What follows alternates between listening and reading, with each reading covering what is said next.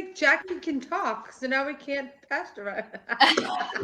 You can't put me in the fishbowl. We are the red thing means we're live.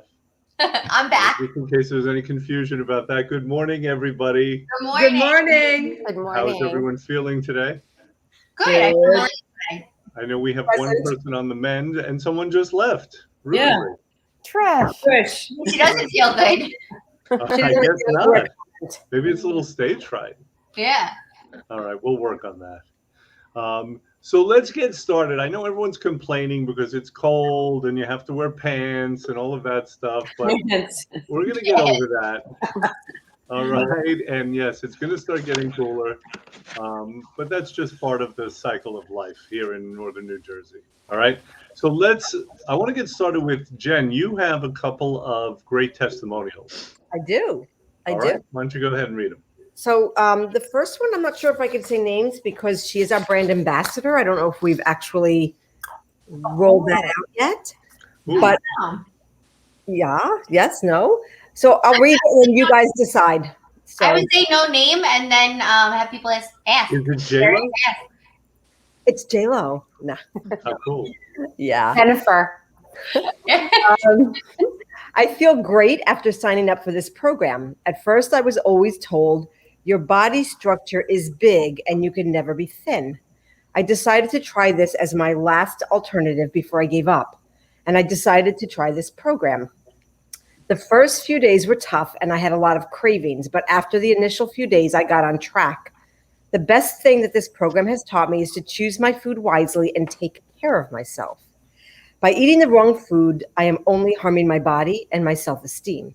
Today, I can go to a restaurant and order eggs without the carbs, no potatoes, no bread, and feel good and satisfied.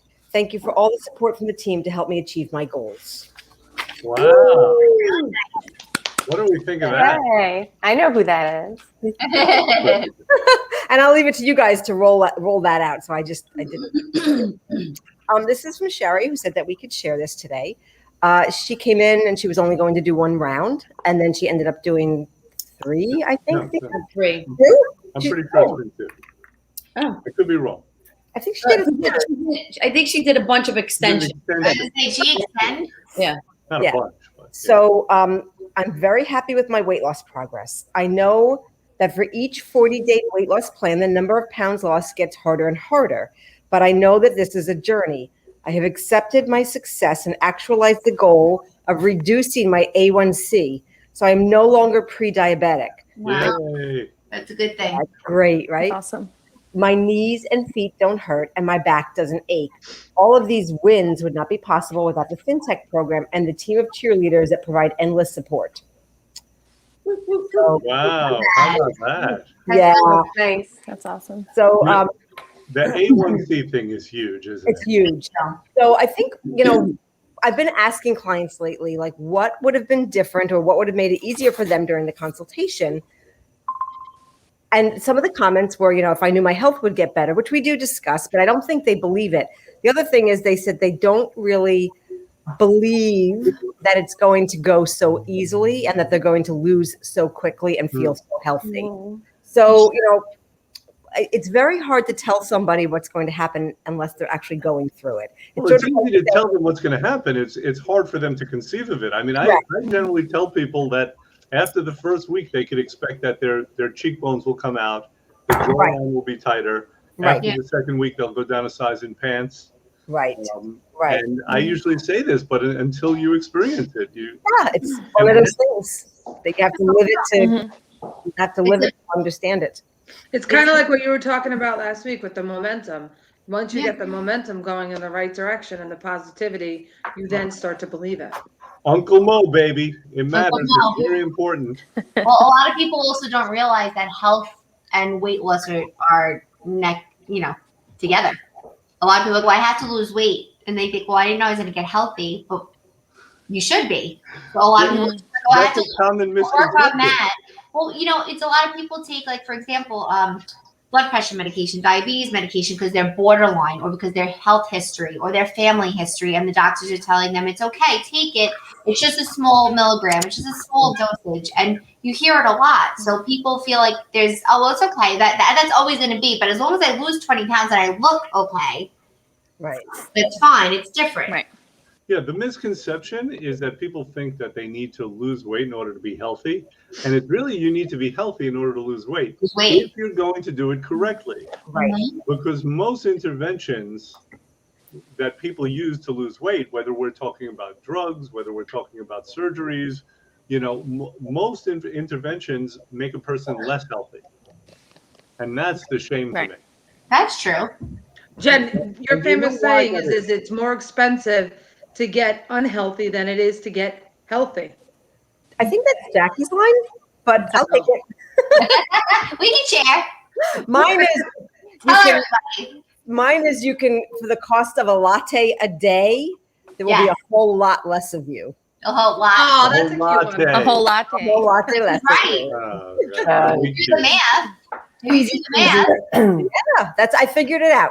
So to do our program is, you know, it's not ridiculous. We piss it away. Sorry, guys, on like so much. I'm a Starbucks junkie. So That's not a bad word. no, I do. A latte a day. You added it up, yes. How much do you spend on Starbucks, if you don't mind sharing? I don't. So I spend a lot less now than I did because I wasn't really aware pre-pandemic of how much I was spending. Yeah. So, you know, between me and my daughter, because that's our bonding time, we would go like through the drive-through at night. It was coming to like $50 a week. And then when Starbucks closed down because of the pandemic, I was saving $200 a month on takeout coffee. Like seriously, 30 cents. Jackie, You know. how much do you spend? Yeah, don't ask. Why are you judging me?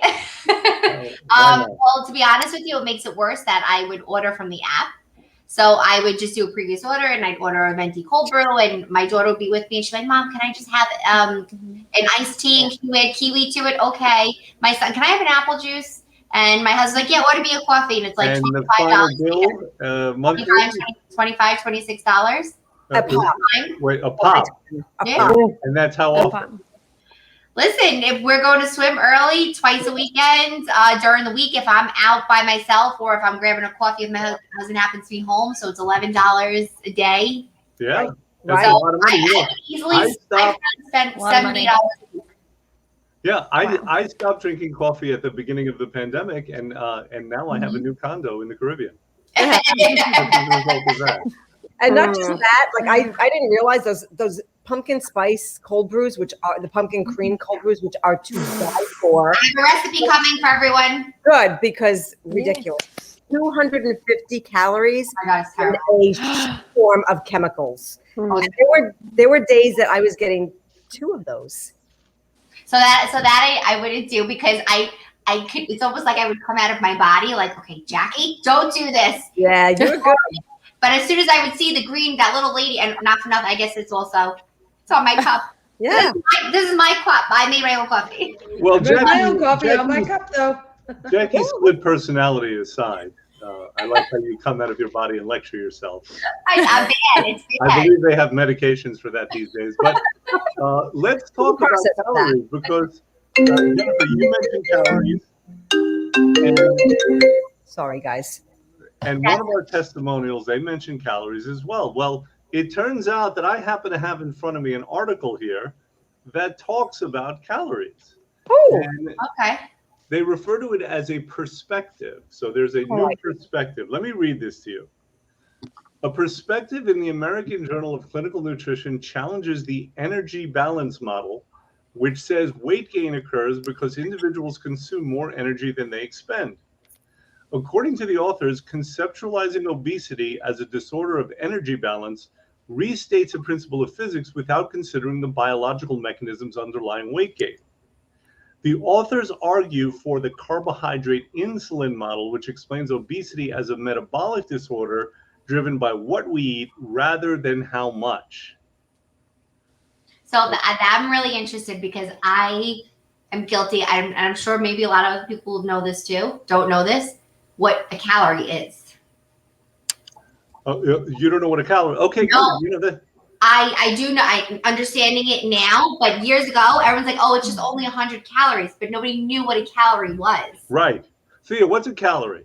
I don't know. So It's crazy. A calorie, it's a unit of energy. It's a Energy. measurement. And the way they get to it is by heat. I forgot the exact formula. Yeah, I don't remember the formula, but you need the energy to burn off the food that you're consuming and create energy to function.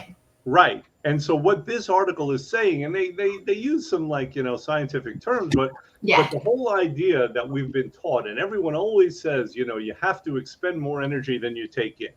And if you do that, you're going to lose weight. And what they're saying is that's not true. Basically, what they're doing is they're echoing what we say. In other words, it's about the metabolism. That's what matters more. It's not so easy to say, just if you expend more energy than you take in, you're going to lose weight, because there's the whole metabolic functioning. Yeah. And that's dictated largely by hormones. Yeah. Jennifer, you're getting excited. What do you want to say? I was going to say, if it were that easy, nobody would be overweight, and I've heard so many doctors say it's just calories in, calories out. It's just that simple. And it's really not just that simple. And a lot of programs when they function around calories, and I'm sorry if I'm repeating this, I had to take a call from my insurance adjuster. If you're counting calories, potato chips are not equal to lettuce, or potato chips are not equal to Brussels sprouts. That's why those diets drive me crazy. When people say like, oh, I'm on a 1,200 calorie diet. Is that 1,200 calories? Yeah. Really? Okay. 600 Oreos. Right. Exactly. I'll have 2 pumpkin cold brews. Extra boba on top. Right. Right. Exactly. And I've also heard doctors say that that whole metabolism thing. Once your metabolism is what your metabolism is. And I'm like, no, that's not true. It's so not true.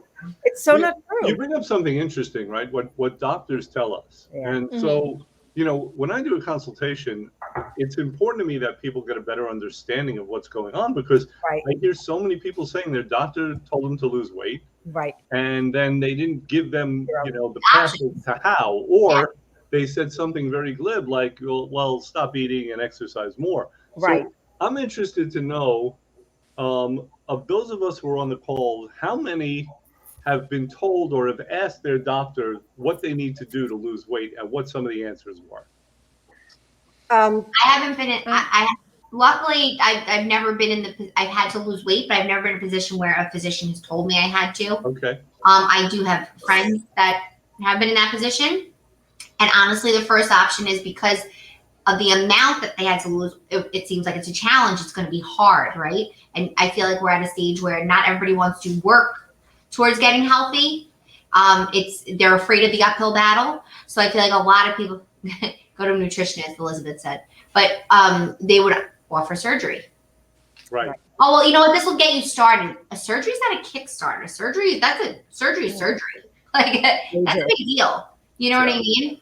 But you tend to hear more of a cookie cutter solution, like, oh, just lose weight and it'll get better. We think. But in the meantime, still keep taking this medicine. Has anyone else asked their doctor what they should do to lose weight, like in the past? Well, you get those cookie cutter answers, like, oh, well, there's the Weight Watchers program. There's just your lifestyle instead of they say change your lifestyle, eat healthier. But it's very generic in terms of the answers, as opposed to. I don't want to say solution, because there's no easy solution to weight loss, but our solution is the best solution. Well, program, I've said it from the beginning, not because I'm an employee here, but I've done the program, and I actually came for a consultation a year before working for Dr. Arnoldstein. Right. So if I would have known, what I was going to get out of it, not that I didn't understand it, but if I knew how simple it really would have been to do, I would have dove in then. Yeah. And how many times did I say, Jen, I said, oh my God, I wish I found this when I was doing my wedding diet. Right. I was like, where were you guys 10 years ago? Yes. Speaking of wedding diets, Elizabeth is commenting. Oh, that's right. That's right. Doctor says, here's the number for the nutritionist. That's what they do, or that's what they should do, Elizabeth? That's what they That do. would be more enlightening. So to be fair, doctors, MDs don't get nutritional training. And if they do get nutritional training, they get nutritional training that's in keeping with an industry that is not necessarily about healthy weight loss. So, I always use when I sit down with a client, because a lot of our clients are my age, and they say, well, I'm middle-aged or whatever, or my doctor said I can't lose weight because I'm menopause. And, that I share my story because it was my story. My doctor, who was rail thin and like 30 years old, said to me, well, I'd like to see you at about 150 pounds. You're not going to go lower than that because you're perimenopausal and you've had 3 kids and you're middle-aged. And I went like this, not shrinking in size, but kind of shrinking in heart. What was that? Shrinking heart? Shrinking her. The funny thing is, I came in and the doctor at the time, who subsequently hired me, said, no way, that's ridiculous. That's you're 5'2". That's a ridiculous weight for you. So he did get me down to what I thought was an inconceivable number. And it took me 2 years to go back to that doctor. When I walked in, her jaw dropped. And ironically, she is now doing a similar, but not quite the same program. And she's also older. And she's like, I can't lose weight anymore. And I went, cool. Are you perimenopausal? Yeah. I hate this uncritical acceptance of these myths. And worse than the acceptance of it is the dissemination of it. Right. How many women had your doctor said that to? Had she said, well, basically, there's no choice. Right. Your metabolism is what it is. Your physiology is what it is. Right. So just kind of get over it. Get over it. And not just that, I didn't go back to her for a couple of years because I was embarrassed. Yeah. So not only did my weight health keep me unhealthy, my health was not being attended to because I refused to go back to her. So, and she's actually a really good doctor. So it's kind of interesting. So this is spiral. Do people complain to you when you talk to them on the phone, right? Obviously, people who are interested in our program, you're their first point of contact. And do they say things like that to you? That they've heard these myths from these doctors, they've gotten no help really from their MDs? Is this for me? Yeah. Yes, Rebecca. No, you didn't say, did you say my name? I said Rebecca, yeah. I didn't hear it either. I didn't hear it. I'm like, I think he's talking to me. Shall No, I call you I something? only heard was first point of contact. I'm like, Yeah, me too. And I'm like, I think that's me. Give the videotape. Usually what I hear is not, it's more that they feel like they have done absolutely everything that they can. And that they're getting nowhere. So a lot of times I feel like we're their last call, we're their last stop. Yeah. And I would say 90% of the clients that I speak to throughout the day are 50-something-year-old women who are exactly in that boat of like, I can't lose it anymore. My metabolism stopped. I don't necessarily hear that their doctor has said that they can't lose it anymore like that, but it's more of a belief system that somewhere has, been drilled into them. So whether it's coming from a doctor, it's coming from society, whatever it is, they do believe that they're stuck. Right. That's where they are. I get it in the consultations. Is that a train? That's me. It's a train. Oh my God. What's going on here? Sorry. We have a train track behind us. like for Jen and Rebecca. I thought you had burritos last night. It was just coming up. Oops, sorry. That's disgusting. You gotta get a hat, a conductor's hat. Yeah. Oh, what is that your train, Rebecca? What? What is your train? What? How close is the train? It's not that close at Oh, all. wow. It's just every now and then you just hear it. But you get Sounded used like to it it. was in the garage. No. It's coming to pick you up. Yeah, right. I'm laughing because when Jen and Rebecca both said the same thing about age, so the doctor referenced perimenopausal. She was 30. Rebecca's mentioning most women are 50s, and they're Right. most clients in that age. But now I know we joke about me, but now I'm under 40, and nobody's thinking about that yet. They're doing the quick fixes. So although people are coming to Rebecca at the end, where this is their last resort, we've got to work. They're willing to dive in and do it. I feel like younger, some people are not as committed to either spending that money on themselves because they don't think it's necessary, or they think that there's a short fix. Right. Right, and part of the reason is because of these myths that they Yes, exactly. like this, right? Like this Or I have myth about time. it all being about the calories. Yeah. Yeah. But I feel like when you're younger, there are more quick fixes. Like I feel like when you're younger, you can do that thing where I'm not going to eat for 2 weeks, and you lose 15 pounds. But then you get to a certain point. I feel like there are a lot of myths and there are a lot of beliefs that may not be absolutely true, but it is harder to lose weight once you get older. Agreed. Everything's harder when you're older. But it's not impossible. But it is harder. Yeah. But it's not impossible, and that's the myth that we need to break. That's the key point. Yeah. Yeah. You have to break it. Yeah. So I think a lot of it is. Go ahead, Jen. Go ahead. Go ahead. I wanted to just get back to a couple of other points that they point out in this article. So they say that, first of all, obesity now for adults is over 40%, which is crazy. What was it a few years ago before pandemic? Well, I don't know about before the pandemic, but what I can tell you is that before the like 1980s, it was between 10 and 14% for decades. Really? Yeah, absolutely. Wow. And they say here that the current obesity epidemic is due in part to hormonal responses to changes in food quality. In particular, totally. Old GMOs out there. I believe that. Yes. In particular, high glycemic load foods, which fundamentally change metabolism. Jen, Thea, what are high glycemic load foods? Go ahead, Thea. So things like potatoes, which affect your glycemic levels. Like potatoes are delicious, but they'll spike your glycemic levels, like your sugar levels, right, quickly. So potatoes, rice is another one, and they're very low in nutritional content. So they're super high, very good. I don't like rice, but very good. But they'll spike your sugar levels, and when your glycemic index is off, it becomes harder to lose weight because it skews with your hormones and it skews with your leptin cycle. So it's usually processed, right? Like starchy foods, sugars. Mm-hmm. Like any kind of carbs, basically. There's all carbs, right?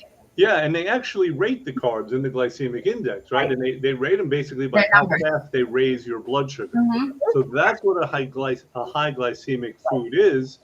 It's a food that will make your blood sugar go up very quickly and down very quickly. Mm-hmm. That affects insulin, right? Because your body has to kind of mitigate that sugar spike with insulin. And insulin is a fat storage hormone. So when we talk about metabolism, it's inextricably bound with hormones. And yet we're all thinking about the other side. We're thinking about the part of the equation that's just all about calories, which is like focusing on the fuel and totally ignoring the engine. And Jen was making some kind of subtle hint about something. So Shari spoke about A1C level going down. So, people are put on these meds, especially blood pressure meds and diabetes meds. And basically in the Western world with the MDs, once you're on them for life. And we see time and time again, very easily debunked that when you address metabolism and hormones and take away the high glycemic foods, people come off I'm not making medical claims. I'm just saying what I see. I'm just saying, what we observe. People come off their blood pressure meds and they come off their diabetes meds because this program regulates sugar levels, regulates insulin production. Right. So it's amazing that it fixes all those things. So yeah, and it's actually very fascinating if we wanted to get real geeked out about it, but we don't today. We have a little. We have a little. And I can already see so I don't want to go any further into that, okay?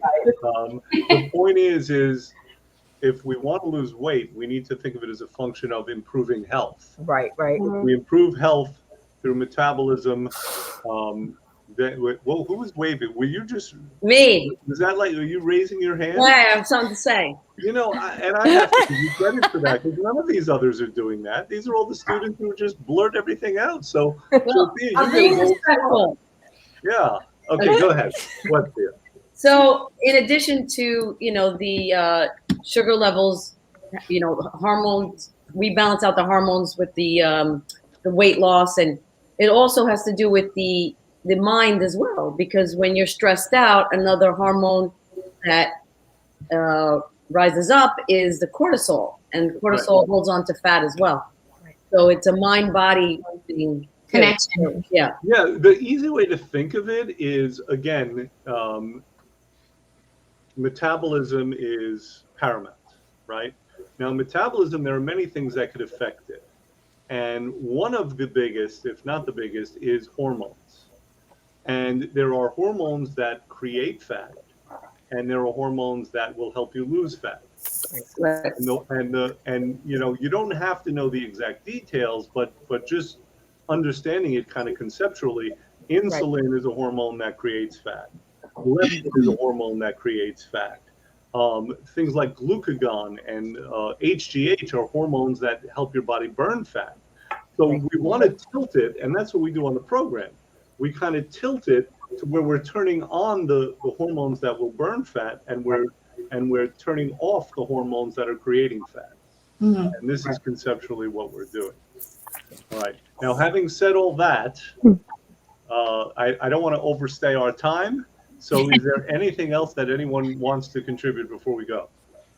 I do, actually, on this. So I think part of the issue, too, is out in the world, there's also this ad campaign, and I'm not fat shaming. I've been overweight, so I've been there and I get it. But there's this misconception that you can be fat, overweight, and healthy. Oh my God, it's making me crazy. Everywhere. Making me crazy. And I talk to my son about it a lot. And I understand firsthand, like you, Jen, like, yes, we all have different body types. Right. Absolutely. But now we've gone the other extreme, right? With everything has a plus size model. Everything is representing the overweight American. Yes. And it is not healthy. It's not healthy. It's not healthy. But there's no in between. There's no one that is just, say, a normal built. Right. Nothing, right? It's either you are 250 pounds or you're 100 pounds. Right. And they represent those two different. So I am so with you, Jen. I didn't mean to cut you off, but it's making me super insane. It's making me insane. Yeah. So eventually what happens is, like, people who are healthy, their normal levels, they hit a wall at one point. And, I've had people come in, and kudos to their doctors who say this, you're on borrowed time. Like, your numbers are good now, but it's going to catch up. It's usually, I hate to say it, 50 is the magic number. It seems like that's when all the things that we did as youngsters. Boy, I'm not looking forward to hitting 50 in that Okay. game. Go pretend. Rebecca. Don't choke, Rebecca. Yeah. So the things Can that somebody perform the Heimlich on Rebecca? Do it very hard, please. Not yet. Oh, Lord. Hold that for a couple of more days. Where's Nate?